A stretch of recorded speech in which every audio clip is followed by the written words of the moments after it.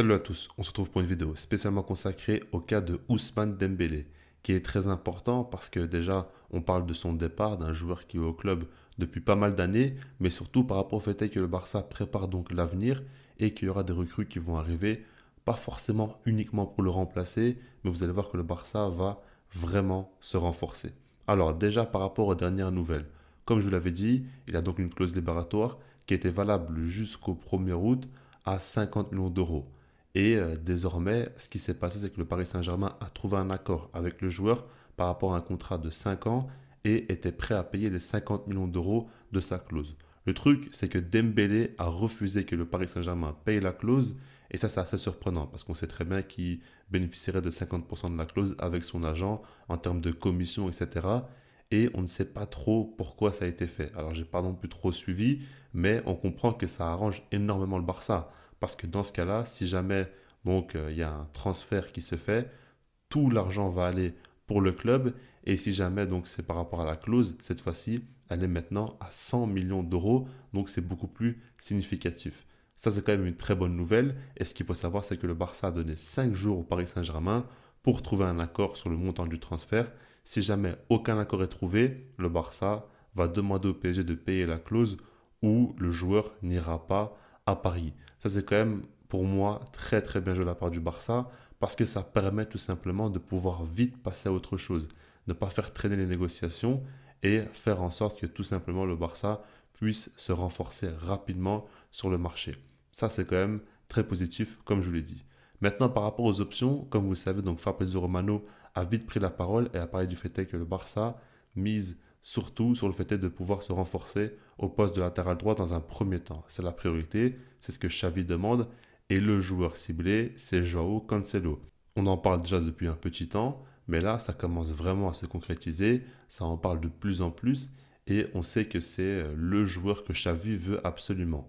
Ce qu'il faut aussi savoir, c'est qu'on parle beaucoup de Fresneda, le joueur de Valladolid, et on a eu pas mal d'informations comme quoi le Barça avance plutôt bien dans la négociation.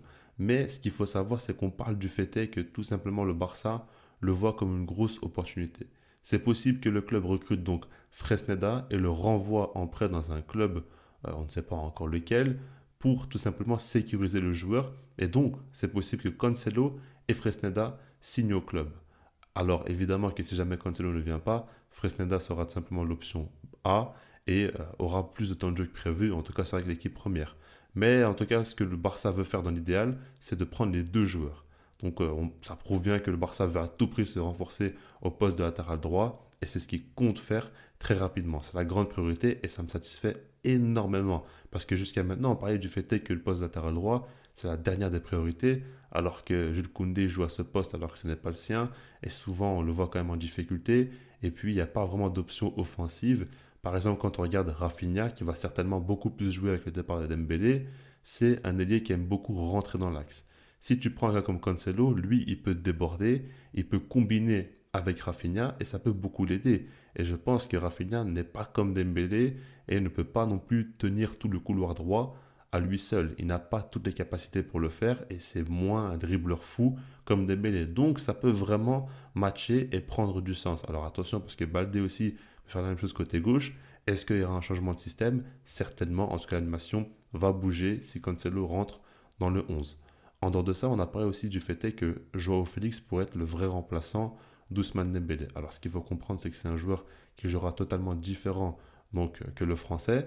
Il jouera plus côté gauche, dans un rôle peut-être d'intérieur. Alors attention, parce que Xavi a encore une fois dit en conférence de presse il y a quelques semaines que lui, il veut quand même pas non plus des joueurs trop offensifs pour jouer au milieu de terrain. On a eu des informations comme quoi peut-être qu'il pense que Joao Félix est plus offensif et qu'il ne verrait pas dans un rôle d'intérieur alors que c'est ce que le Barça veut faire pour se renforcer. Donc il faudra voir un petit peu la cohérence à ce niveau-là. Ce qui est sûr, c'est que Joao Félix est une grosse opportunité de marché.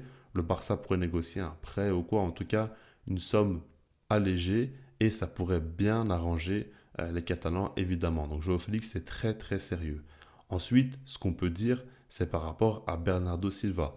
Là, on comprend que c'est quand même un dossier très compliqué, qu'il est très coûteux et que peut-être que si Bernardo Silva est signé, il n'y aura pas de Cancelo, il n'y aura pas de Joao Félix, il y aura quand même beaucoup moins de joueurs qui pourront être faits avec lui parce que c'est un joueur très coûteux. Ça, il faut le comprendre. Et puis surtout que City, ils ont perdu pas mal de joueurs. Est-ce qu'ils vont vraiment les laisser partir?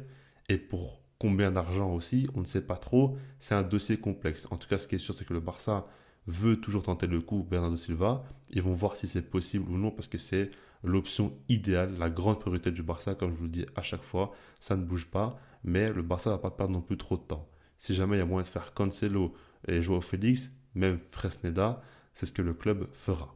Ensuite, pour terminer, j'avais déjà parlé de ça dans ma dernière vidéo où je parlais de Dembélé, il y a le cas Vitor Roque. Je vous avais dit que si jamais donc Dembélé part, il va libérer pas mal de place au niveau du fair play financier.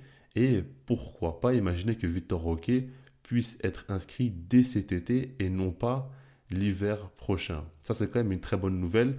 Aujourd'hui, ça commence à se concrétiser et on parle du fait que le Barça voudrait l'inscrire dès maintenant si possible. Alors évidemment que d'abord, des transferts se feront et on verra s'il reste assez de place au niveau du fair play financier pour pouvoir l'enregistrer lui aussi. Ce serait quand même une excellente chose. Donc tout ça pour vous dire que le Barça pourrait, avec le départ de Dembélé, recruter un latéral droit, voire deux. Il faudra voir comment ça va se passer avec Fresneda aussi. Ensuite, un joueur qui pourra jouer dans le rôle d'intérieur comme Joao Félix ou Bernardo Silva. Et l'enregistrement de Vitor Roque dès maintenant. Donc on parle quand même de trois joueurs.